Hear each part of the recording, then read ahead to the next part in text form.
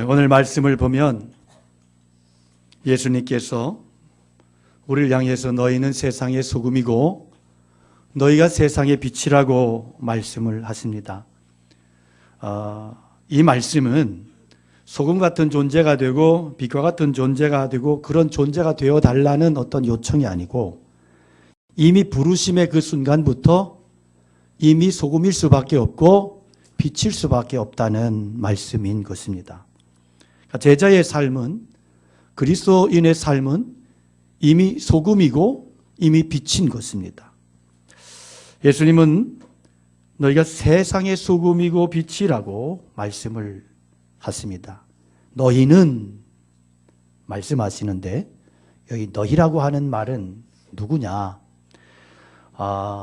산상수훈이 마태복음 5장부터 7장까지의 내용인데 마태복음 5장 1절에 보면 예수님께서 그 말씀을 보면 제자들과 예수님의 말씀을 듣기 위해서 몰려 나왔던 모든 사람들, 이 사람들이 너희입니다. 자, 제자들을 한번 보면 제자들의 대부분의 직업은 어부였습니다.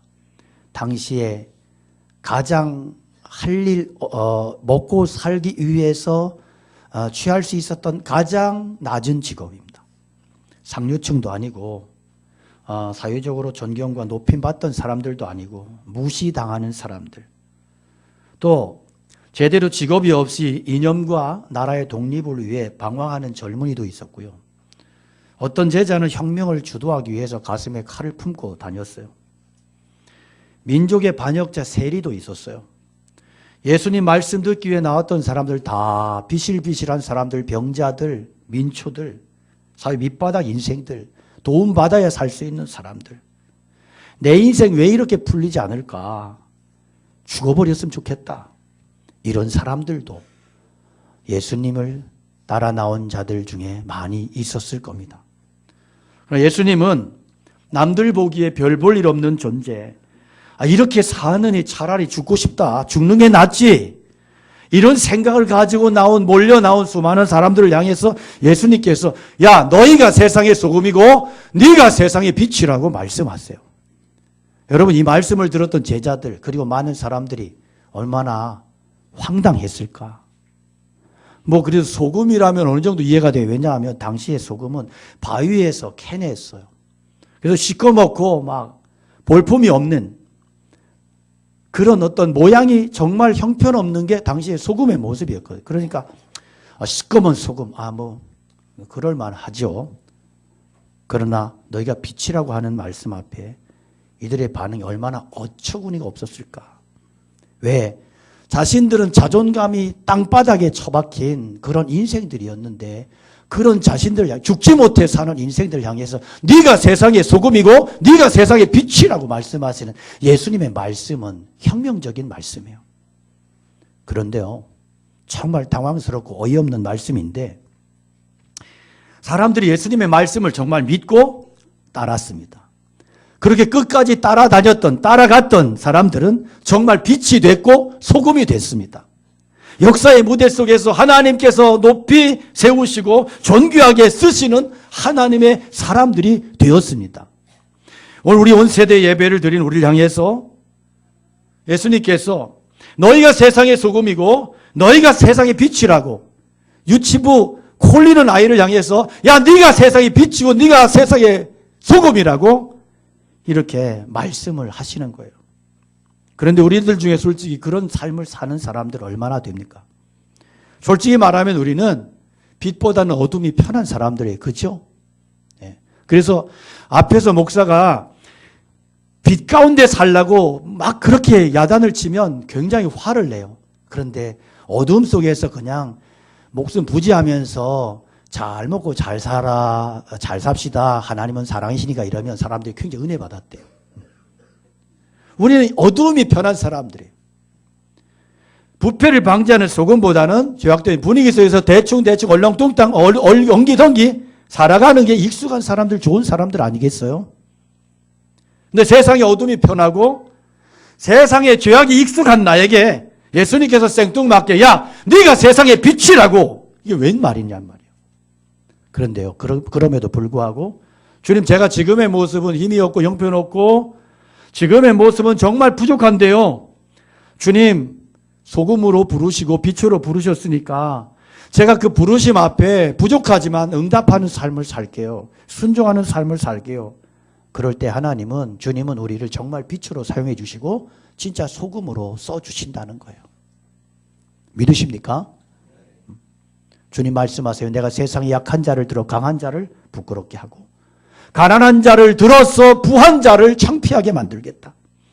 보잘것없던 갈릴리 어부를 중심으로 생명의 역사를 만드셨던 하나님께서 그렇게 진실함을 가지고 부르심 앞에 믿음으로 순종하는 하나님의 사람들을 통해서 빛을 만드시고 소금을 만드실 것입니다.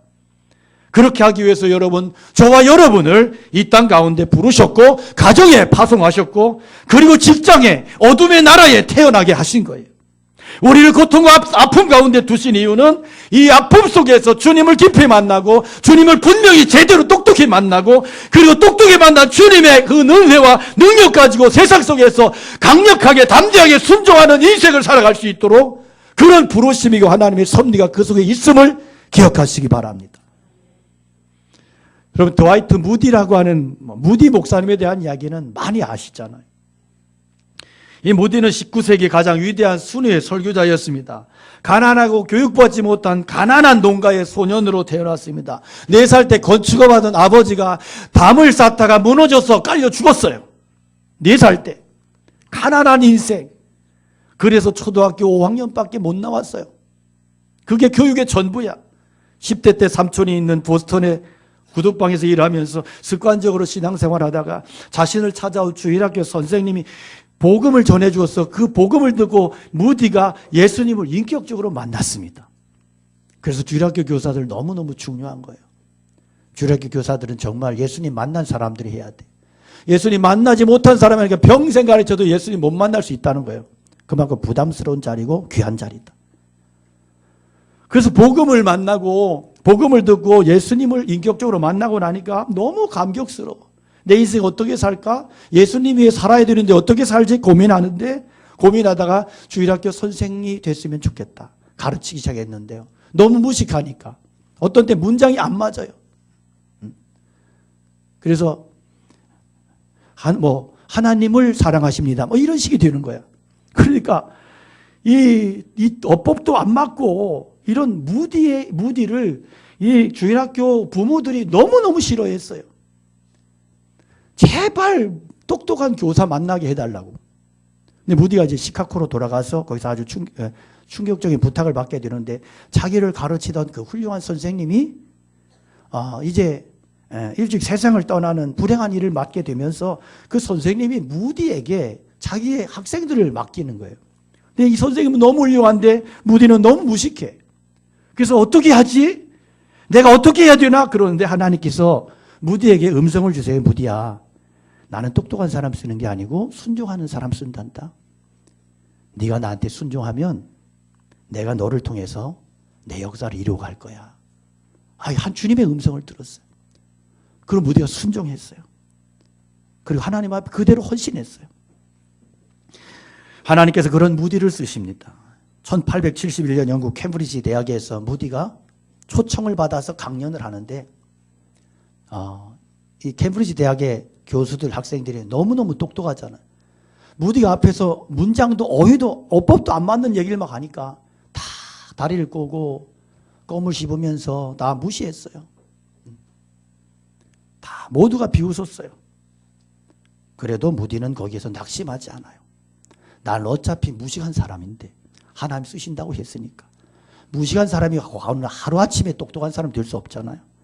무식한 나를 쓰신다고 하신 하나님은 신실하시니까 나는 순종하겠다. 이게 무디의 신앙이었어요. 하나님께 그가 기도했어요. 하나님, 제가 하나님께 저를 온전히 드립니다. 놀라운 것은요, 무디를 통해서 세상에 1억 명 이상이 복음을 듣고요, 100만 명 이상이 결신했어요. 무디를 통해서 세워진 무디 신학교, 무디 교회는 지금도 시카고에서 많은 주의 종도를 배출하고 사역을 끊임없이 이어가고 있습니다. 보잘것없는 학벌과 배경, 결점투성이 무디였지만 하나님의 부르심 앞에 순종했을 때 하나님은 그를 시대의 빛으로 쓰시고 소금으로 쓰셨다. 오늘 주님 말씀하세요. 우리는 스스로가 참 연약하고 부족한 인생이라고 자괴감에 빠져 있을 수도 있고요. 그런데 그런 인생들을 변화시키신 주님께서 우리를 초청하세요. 야, 너는 세상의 소금이고 빛이다. 여러분, 이 부르심 앞에 어떻게 하실래요? 그럴 리가요. 아이고, 딴 데 가서 알아보십시오. 나는 죽지 못해 삽니다, 주님. 그러십니까? 대답은 여러분의 몫이고 여러분의 선택입니다. 다만 응답했던 모든 사람들은 하나님의 역사의 무대 속에서 아름답게 쓰임받는 하나님의 존귀한 인생들이 되었다는 사실을 기억하시기 바랍니다. 여러분, 신앙은 결단이에요. 놀라운 것은 결단하면 주님이 만들어 가시더라. 주님께서 네가 필요하다고 말씀하실 때 믿음으로 순종하면 주님은 그를 소금으로 빛으로 쓰십니다. 둘째로 주님께서 우리가 빛과 소금이 되어야 되는 현장이 어디냐? 이 세상이다 말씀하세요. 세상의 소금이니 그랬어요. 그런 걸 보면 세상은 많이 부패해 있다. 세상은 썩어 있다 그런 얘기죠.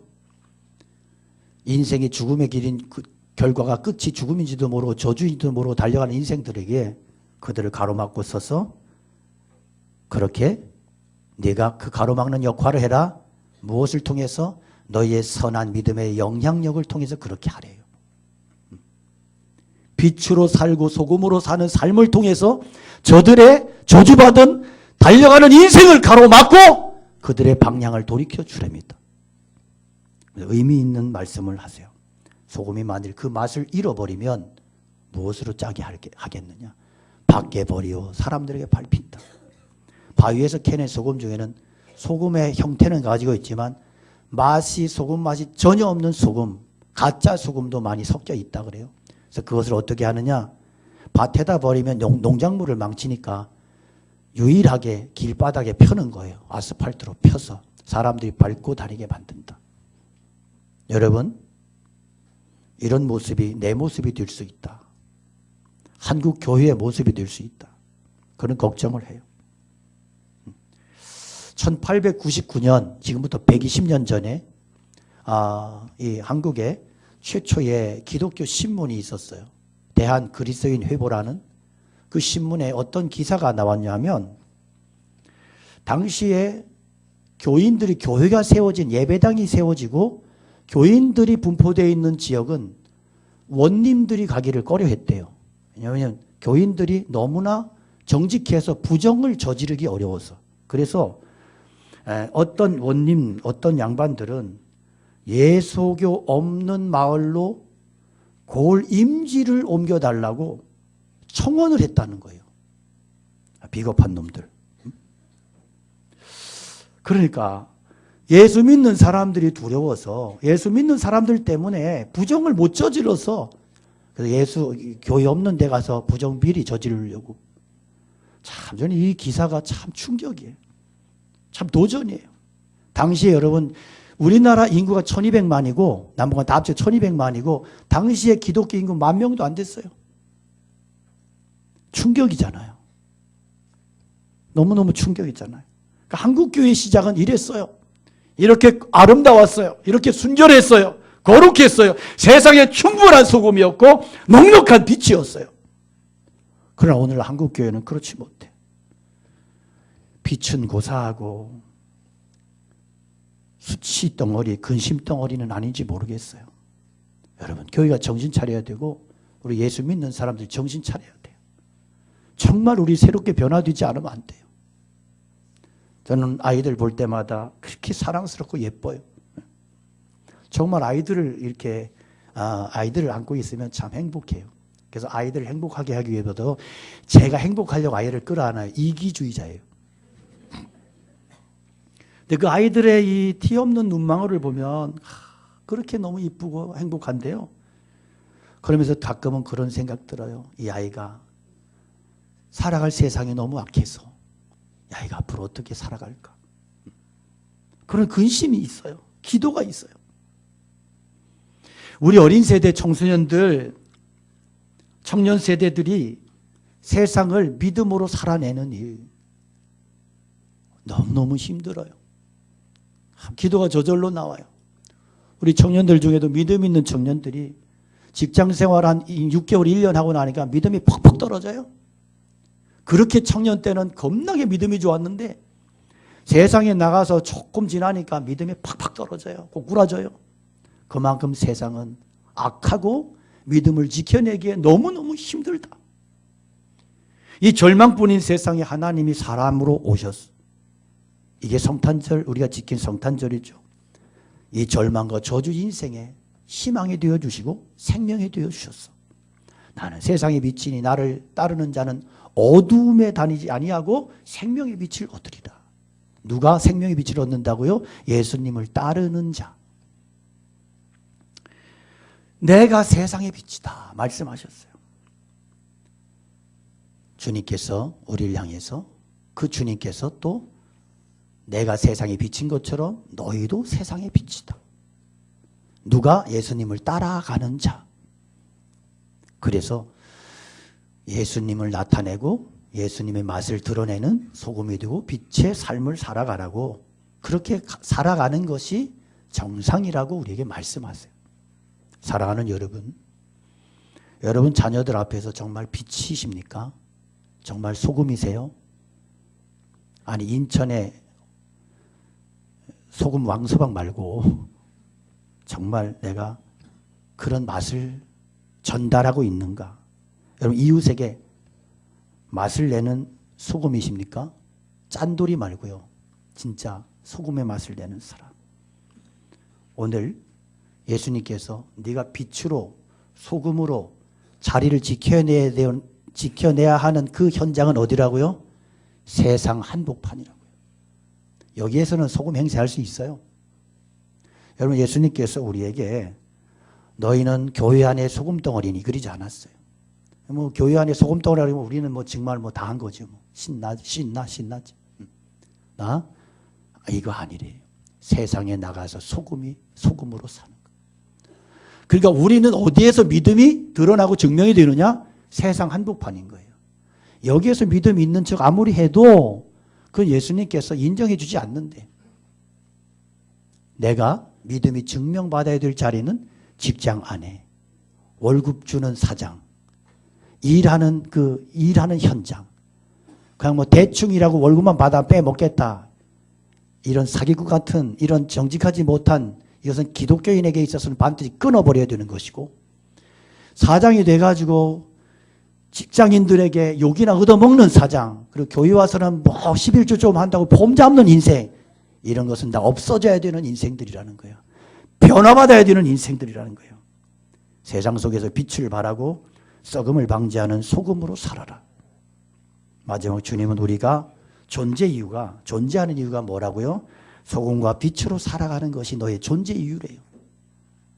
이같이 너희 빛을 사람 앞에 비추게 하여 그들로 너희의 착한 행실을 보게 하고 그것으로 인해서 하나님께 영광을 돌리게 해라. 이게 우리가 세상에 존재하는 이유라고요. 소금이 맛을 잃어버리면 사정없이 밟힌다. 그러면 소금과 빛으로 산다는 의미가 뭘까? 그러기 전에 소금과 빛으로 착각하기 쉬운 얘기를 좀 할게요. 우리는 흔히 빛과 소금 그러면 내가 성공하면 빛이고, 내가 돈 많이 벌어서 11조 많이 하고 내가 돈 많이 벌으면 그러면 이게 영광이고, 이런 식으로 해석하기 쉬운데요. 성경은 그렇게 말씀하지 않고요. 예수님 그렇게 말씀하신 적이 없어요. 이게 뭐냐면 번영의 신앙이 주는 그런 잘못된 신앙이죠. 그러니까 그냥 뭐 수단 방법 가리지 아니하고 돈 많이 벌고 빌딩 사고 높은 지에 올라가면 하나님의 영광이라고. 우리 그렇게 기도하잖아요. 저에게 승진을 시켜주심으로 하나님의 영광이 드러내 주시옵소서. 예수님은 천만의 말씀, 나는 네가 승진한다고 내 영광 받지 않는다, 그건 나와 상관없다, 그렇게 말씀하시는 거예요. 빛과 소금이 어떤 모습이냐? 빛과 소금은, 그러면 그런 삶은 그것이 영광이 되는 삶이라고 하는 게 어떤 삶이냐? 그것은 산상수훈 전체의 내용이 받쳐주고 있는 거예요.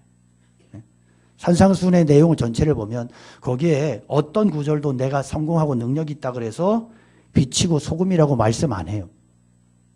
그러면 세상의 임금들 재벌 총수들 그리고 국회의원들 이런 사람들이 빛이고 소금이래? 그들이 지금 무슨 소금이고 빛이에요? 그럴 수 없잖아요. 오늘 본문에 이어지는 팔복의 말씀만을 봐도 그래요. 빛과 소금 된 사람은 심령이 가난한 사람, 애통한 사람, 온유한 사람, 마음이 청결한 사람, 의에 줄이고 목마른 사람, 의를 위해 핍박받는 사람, 긍휼히 여기는 사람. 그런 삶이 빛의 삶이고 소금의 삶이래요. 그러니까 내가 믿는 신앙과 얼마나 달라요. 차이가 많아요. 평화를 만들어내는 사람, 싸움질해가면서 싸움해가면서 높은 자리에 올라가는 게 빛이 아니고 소금이 아니고 내가 승진을 포기할지라도 사람들의 관계를 평화롭게 이끌어간다면 그가 하나님의 영광이고 그가 빛의 삶이고 소금의 삶이라고. 여기 무슨 인간의 능력이 있고 성공이 있습니까? 뭔 출세가 있습니까? 그러니까 여러분 우리가 착각하지 말 것은 하나님의 영광은 내가 잘 나갈 때 드러나는 게 아니에요. 16절에 뭐라 이같이 너희 빛이 사람 앞에 비추게 해서 그들도 너희 착한 행실을 보고 하늘에 계신 너희 아버지께 영광을 돌리게 해라. 하늘의 영광은 우리가 의롭고 선한 삶을 살 때 영광이 된다. 내가 믿음의 영향력을 세상 사람들에게 그리스도인의 영향력을 하늘의 영향력을 미치고 그들에게 그렇게 끼치는 삶을 살아갈 때 그게 진짜 하나님께 영광이 된다고요. 그러니까 성공과 실패는 선한 행실하고 관련이 없어요. 선한 행실이 없는 성공 너무나 많아요. 또 선한 행실을 한다고 해서 성공하느냐 아니요. 선한 행실을 하면서 실패할 수도 있어요. 그러나 하나님의 진정한 영광은 어디에만 나타나요? 믿음의 선한 행실을 통해서만 나타난다. 그러므로 우리가 믿음의 선한 삶을 살고 있다면 그것은 이미 하나님 앞에서 큰 성공이다 하는 거예요. 산상수훈의 6개 주제도 마찬가지예요. 이후에 나오는 형제를 욕하고 미워하는 것도 살인이다. 그러니까 살인이니까 화목해라. 마음에 음욕 품은 것 가지도 간음이다. 그러니까 마음 깨끗이 해라. 진실만 말하고 거짓 맹세하지 말고 악한 자 대적하지 말고 오른편 뺨 맞거든 왼쪽도 돌려대라. 원수 사랑하고 위에서 기도해라. 이런 삶을 살아가는 것이 빛의 삶이고 소금의 삶이단다. 이게 예수님의 가르침이에요. 이게 신앙의 본질이에요.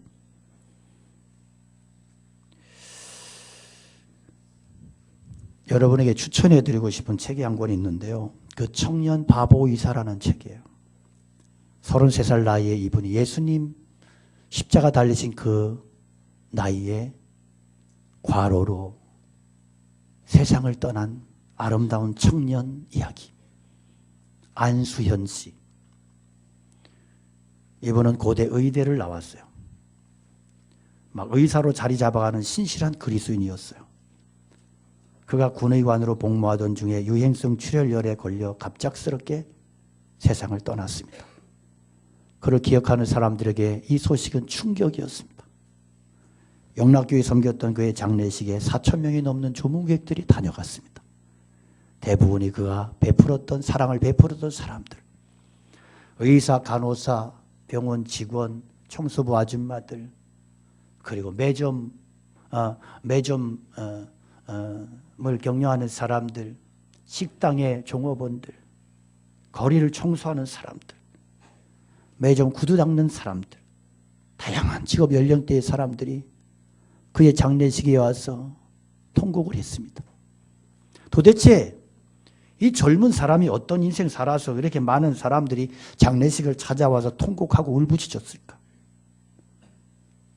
그는 돌보던 환자들의 병실을 밤에 몰래 찾아가서 조용히 기도해 주던 의사, 돈이 없는 조선족 할아버지 검사비를 대납하고 백혈병에 걸린 소녀의 집까지 케이크를 들고 찾아가서 촛불 켜주고 노래 불러줬던 의사, 환자가 세상을 떠나면 봉투 들고 장례식장에 찾아가서 그 유족들을 격려해 주고 축복해 주었던, 기도해 주었던 의사, 하반신 쓰지 못하는 청년을 자기 차에 태워서 콘서트장에 데려가고 그리고 거기에서 팝콘을 함께 먹었던 의사. 집에만 누워있는 어린 환자 찾아가서 책을 읽어주며 어린아이에게 희망을 주었던 의사.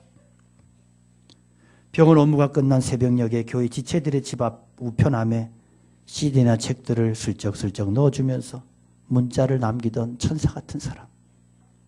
주말이면 영락교회 의료 선교부를 이끌며 의료 봉사를 나가던 사람이었어요. 군의관으로 입대한 후에도 그는 여전했습니다. 군의관은 유격훈련 안 받아도 되지만 병사들과 함께 유격훈련장에 가서 뒹굴고 함께 흙탕에 뒹굴면서 그들과 함께 대화하고 영창에 갇힌 병사들을 방문해서 일일이 책을 선물하며 위로해주고 격려해 주었던 사람. 그는 세상에서 남들에게 대우받는 직업을 가졌지만 누림보다 남을 위한 봉사와 희생의 삶을 선택했습니다. 그가 죽은 후에 통장에는 자동차 할부금과 신용카드 대금 외에는 돈이 없었답니다. 외롭고 소외된 사람들에게 자기 가진 것을 다 털어주었던 바보 천치 같은 의사.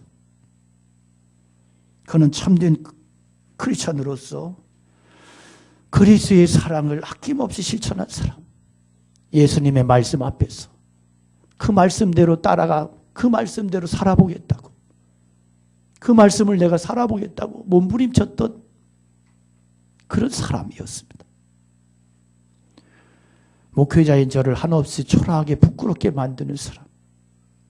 정말로 예수님의 제자는 그렇게 살아야 되는데 그렇게 살지 못해서 한없이 우울하게 만들고 부끄럽게 만드는 그런 사람이었습니다. 우리들의 신앙이 잘못되는 원인 중에 하나는 내 속에 하나님이 없다는 거예요. 내 속에 하나님의 중심이 하나님을 향하지 않는다는 거예요. 항상 우리는 내 중심이에요. 그래서 열심히 기도한다고 해서 가봤더니 하나님 이것도 해주시고 저것도 해주시고 하나님을 온갖 심부름꾼 만들어 놓고 저는 앉아서 아무것도 안 하겠다고 하는 이런 잘못된 신앙, 기복적인 신앙의 모습. 주님을 위해서는 손가락 하나 까딱하지 않으면서도 주님이 자기한테 해준 게 없다고 삿대질하고 있는 게 좋은 믿음이라고 생각하는 그런 기가 막힌 신앙인들. 여러분, 바리새인보다도 못한 자들이에요. 진짜 신앙이 뭘까? 하나님 앞에서 살아가는 겁니다. 하나님은 우리의 중심을 보세요. 하나님을 의식하지 않는 삶은요, 아무리 그럴싸해 보여도 가짜예요. 그 불신앙이에요. 우리의 삶의 중심이 바뀌어야 돼요. 우리는 너무나 사람들의 평가에 민감해요. 사람들의 반응에 민감해요. 목사도 얼마든지 그럴 수 있어요. 신자들이 목사님 은혜 받았어요. 제 설교 듣고는 별로 그런 얘기 안 해요. 때로는 그런 얘기를 좀 듣고 싶을 때가 있어요. 그런데 그런 얘기 듣는 것을 좋아하면 안 돼요. 내가 원하고 있다면 이미 변질된 목사예요. 하나님을 의식하는 거예요. 모든 삶에서. 강단에서도 하나님께서 너는 내가 원하는 말씀을 전해라. 그 의식하고 서는 것이고, 사람들의 아멘 소리보다 더 100배, 1000배 중요한 것이 하나님의 아멘 소리를 듣는 거예요. 그게 우리의 신앙입니다. 사람들 눈치나 보면서 사람들의 나를 어떻게 평가할까, 사람들이 왜 나를 무시하냐, 맨날 이런 인생은 우울한 인생이 될 수밖에 없고 자신감 없는 인생 될 수밖에 없고, 그는 예수를 제대로 믿고 따를 수 없는 인생인 거예요. 저는 어릴 때 이 반딧불을 많이 잡고 놀았어요. 제 고향이 너무너무 강촌이거든요. 강원도 홍천군 내면 율정리 545번지. 지금도 그 동네는 무공의 지역입니다.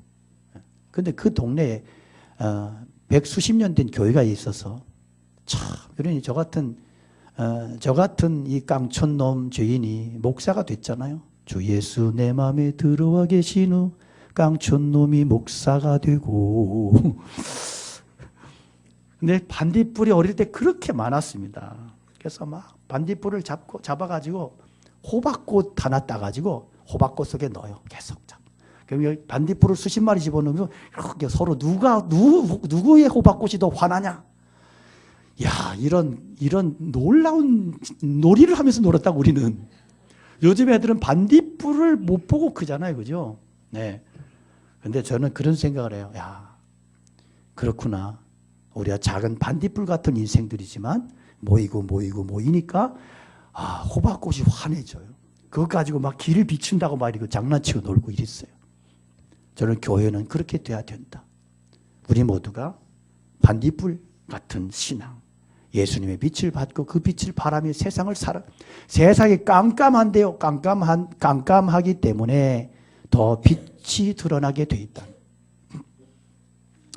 우리 예수 믿는 사람들은 어둠과 함께 춤출 수 없는 사람들이에요. 어둠의 한복판에 서서 믿음의 선한 영향력을 드러내며 살아가야 되는 사람들. 그거의 병들어 무너져가는 이 땅을 치유하고 회복시키는 길이에요. 교파의 장벽 쌓지 말고, 교파의 장벽 쌓아놓고 자기 교회나 지키고 거대한 건물이나 짓고 거대한 예배당만 자랑하는, 이게 뭔 그리스도인의 사명입니까? 이미 주님이 전제하신 썩은 세상에, 어둠의 세상에 소금이 되고 빛이 되는 거예요. 세상이 살벌할수록. 여러분, 도피하면 안 된다. 산골 기도원 들어가서 제 몸보신 위한 기도나 하는 게 그리스도교가 아니에요. 기독교 신앙은 도피가 아니고 맞서 싸우는 것다. 여기에 여러분 탄식이 있고 눈물이 있어요. 왜? 정말로 말도 안 되는 싸움이잖아. 그래서 눈물이 있는 거예요. 그래서 탄식이 있는 거예요. 가슴속에는 항상 거룩한 부담감이 있어. 이 시대를 책임지지 못한 죄책감 때문에, 이 시대를 제대로 살아가지 못하는, 제대로 사명 감당하지 못하는 그런 내 모습 때문에 늘 괴롭고 탄식이 떠나지 않는 거예요. 베드로가 순교하지 않겠다고 도망갈 때 예수님께서 로마로 가시는 그 모습을 베드로가 봤어요. 주님 어디로 가십니까? 쿠바디스 도미네. 네가 십자가 피해 도망가는 그 십자가 누군가 져야 되지 않겠니? 네가 버린 십자가 내가 지러 간다. 안 됩니다, 주님. 제가 지겠습니다. 제가 질게요. 베드로가 그 자리에서 돌아서서 자기를 잡아 죽이려고 하는 로마를 향해 들어갑니다. 그리고 십자가 지고 그리고 순교했습니다. 너희는 로마의 소금이다. 네가 로마의 빛이 되어야 된다. 오늘 여러분 어떤 주님의 목소리 듣고 살아갔습니까? 도망가던 베드로에게 들려주셨던 주님의 음성이 내 귀에는 들리지 않습니까? 주님의 당신의 사랑이 오늘 내 삶을 통해서 나타나기 원하고, 당신의 사명을 내가 감당하기를 원하고, 그런데 어느새 나는 안락한 자리 찾아서 헤매고 내 좋은 자리를 탐내고 탐욕의 자리를 늘 욕심내고 거기에 노예가 되어버린 그런 모습은 아닌가 모르겠습니다. 주님께서 힘들지만 가정과 빛, 가정 속에, 가문 속에 빛이 되고 소금이 되라고 보내셨는데 싫어서 가정 뛰쳐나오지 않으셨나요? 나를 믿어주셔서 험악한 환경 속에 네가 빛으로 살고 소금으로 살라고 말씀하셨는데 험악한 환경이 싫다고 오히려 하나님 원망하고 있지는 않습니까? 늘 편한 곳으로 그렇게 도망다니는 인생 아닙니까? 여러분, 작은 불꽃 하나가 어둠을 밝히는 거예요. 작은 불꽃 하나가 불을 일으키요. 그래서 모든 사람들에게 비추는 그런 존재. 나같이 무능한 게 뭘 하겠냐? 나 같은 인생이 뭔 빛이 되겠냐?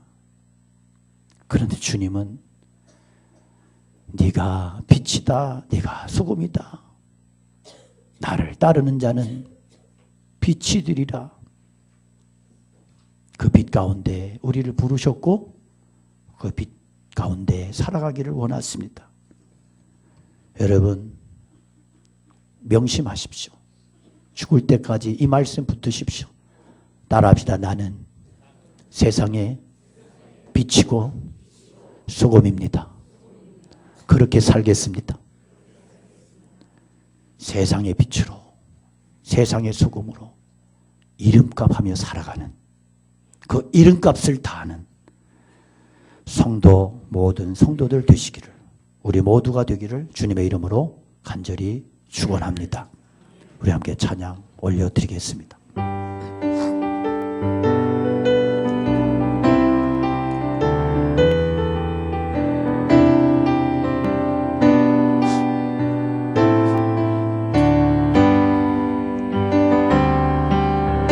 예수를 맞는 자 새로이 눈 뜨고 예수를 아는 자 그 말씀 들으리 예수를 따르는 자 어느 곳에 있어도 주의 은혜를 담대히 선포하리